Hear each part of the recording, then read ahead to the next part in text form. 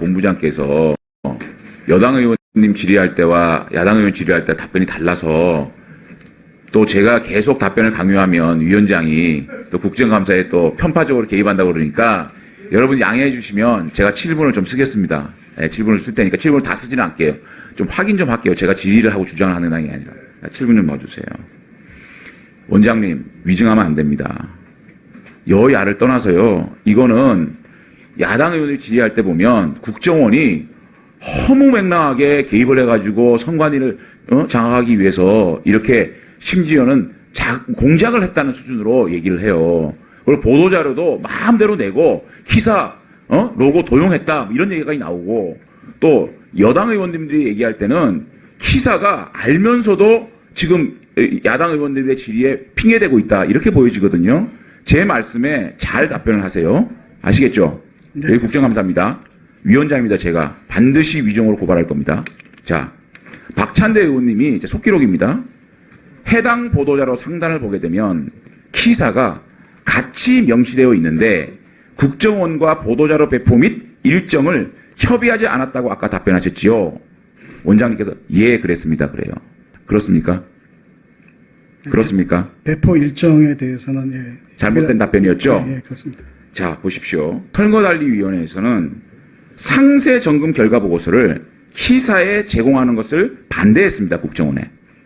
그렇기 때문에 기사의 상세 보고서보다는 총평, 강평에 참여한 3명의 기사 파견 직원들과 함께 강평을 했습니다. 자, 본부장, 원장 같이 들으세요.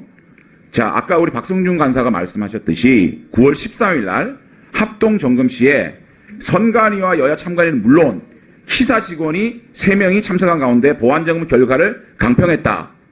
맞습니까? 당일이 아니고요. 다 사후적으로 나중에 보고. 사후적으로 언제쯤 아셨어요? 10월 10일 국정원 발표. 누구로부터 보고받았습니까? 10월 10일 보도자료를 보시고 알았습니까, 원장은? 예, 그동안의 어떤 과정에 대해서는 예, 그 이후에. 그러면 직무유기죠. 자, 본부장. 9월 13일 보안점검 결과 강평 알고 계셨습니까? 네, 알고 있었습니다. 그러면 3명으로부터 보고받으셨습니까? 상세 내용 보고받지 않았습니다. 아니, 그러면 국정원 입장에서는 선관위가 상세 점검 결과 보고서를 기사에 주는 것을 반대하기 때문에 강평을 했어요. 그럼 3명이 그걸 듣고 있었습니다.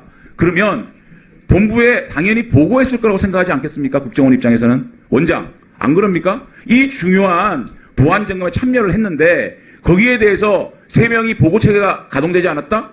그러고 우리는 몰랐습니다? 그 다음에 보도자료 배포에 대해서 본부장한테 10월 5일 날 배포 계획 그리고 기사 이름을 포함하고 언론 간담회를 10월 10일 날 하겠다라는 통보를 했습니다.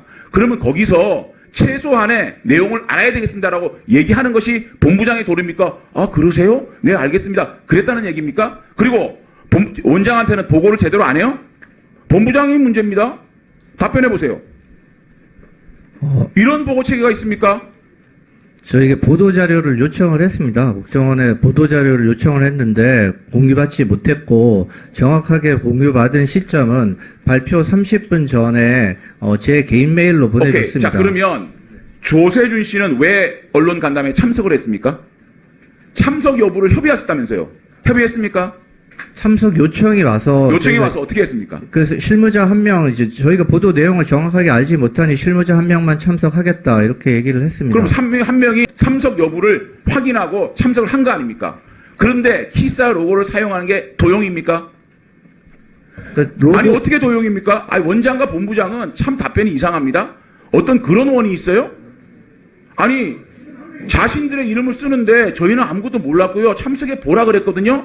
세상에 어떻게 그러면 원은 그렇게 자기 이름을 도용하는데 원장한테 보고도 안 합니까? 그걸 원장이 몰랐다는 거 아닙니까? 무슨 이런 원이 있습니까? 그리고요 지금 선거관리위원회의 보안 점검이 얼마나 허술한지 압니까? 대한민국에서 가장 대한민국 국민의 인적 정보를 많이 갖고 있는 게 선거관리위원회입니다. 그 다음에 행안부입니다. 행안부의 보안 시스템은 1차 보안 점검을 11개 업체에서 갑니다.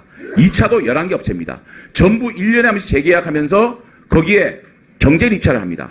그런데 400만이 넘는 대한민국 국민의 인적 정보를 갖고 있는 선거관리위원회가 단 한 개의 업체, 윈스라는 업체에 수의 계약으로 보안 점검 업체를 했습니다. 그런데 윈스가 발표하는 그 점검 보고서에서는 100점, 100점, 100점, 올 만점이 나왔습니다.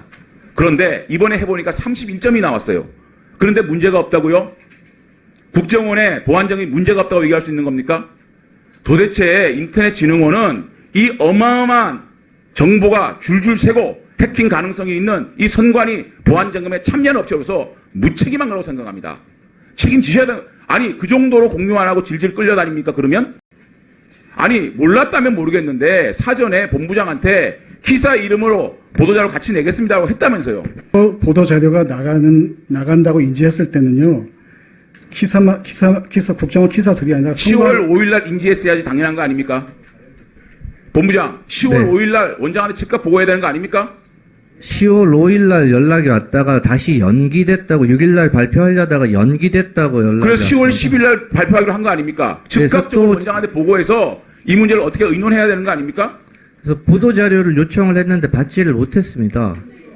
아니 그러면 그 사실을 원장은 몰랐다는 거 아닙니까? 저는요, 안 그래요? 언제 원장에게 이 사실을 보고했습니까? 위증하지 마시고. 네, 그러니까 6일 날 발표 예정인데 확정되지 않았다고 5일 날 말씀을 드렸고 또 9일 날 다시 다음 날 발표한다고 해서 다음 날 발표 예정이라고까지 말씀을 드렸습니다. 본부장 참 무능하시고요. 참 무책임하시고요. 이제 그만하겠습니다. 예.